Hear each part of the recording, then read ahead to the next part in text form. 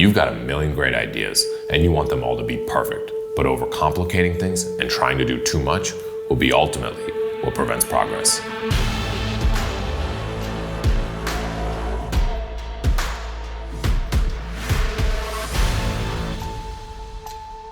Respecting the mediocrity of the game means you have to simplify. Understand that most people will not be able to catch on to your complex solutions.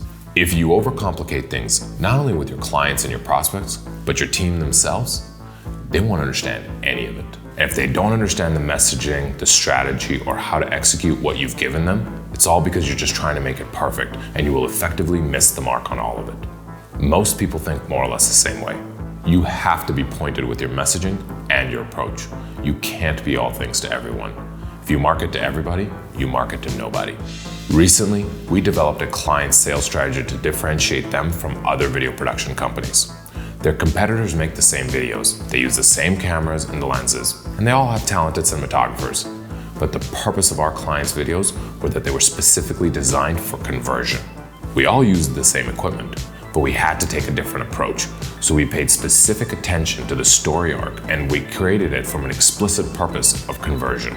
You've got to create separation between you and the rest of the market without insulting your competition. But here's the thing. What if someone's desire is not conversion? What if their desire is something else?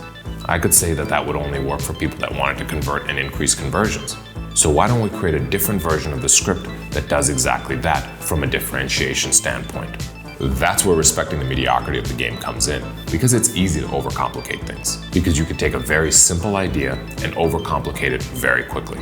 The reality is, when you respect the mediocrity of the game and you look at people's basic animalistic instincts, you create something that doesn't fit the overall mold. It's not going to work for everybody. And some people will say, well, I want to do X or I want to do Y. And your response is simply, you can be like them or you can be like us. Being like them is like being like everybody else. But being like us is very specialized. It's unique. They may or may not want what it is that we have. However, they still don't want to be left out of the in crowd. And the reason behind that is because of the way we've crafted the messaging. It pulls people in. So when you respect the mediocrity of the game, you give very limited options. You make it simple, it allows you to launch, and you don't get analysis paralysis. People always want what they can't have. They always want what somebody else has. And when we simplify down to that, we're forcing people's hands. It's no different than in blackjack. You can sit there and try and count cards or figure out when to hit 16 and when to stay on a 16, but the reality is, unless you're Rain Man and you understand the nuance perfectly, you're going to be all over the place, and then there will be no consistency. The best strategy if you can't count cards is to pick one decision early on. You either hit on a 16 or you stay on a 16. And that level of consistency over time allows you to see results.